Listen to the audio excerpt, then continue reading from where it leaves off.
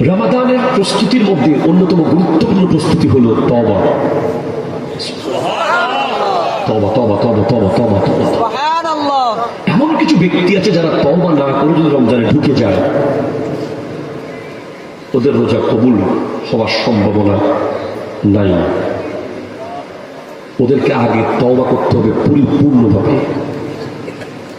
নবী সাল্লাল্লাহু আলাইহি ওয়াসাল্লাম ইরশাদ করছেন, কিতাবের নাম আল মুনাব্বিহাত, লেখকের নাম আল্লামা ইবনে হাজার আসকালানী রাহমাতুল্লাহি আলাইহি, আন ইবনে আব্বাস রাদিয়াল্লাহু তাআলা আনহুমা قال قال رسول الله صلى الله عليه وسلم عشرة أصناف من أمتي لا يدخلون الجنة إلا من تاب।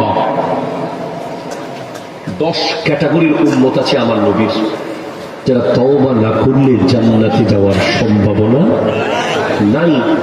যাদের রোজা, যাদের নামাজ কিছুই কবুল হবে না, তওবা করতে হবে আগে। আর তওবা কিরকম?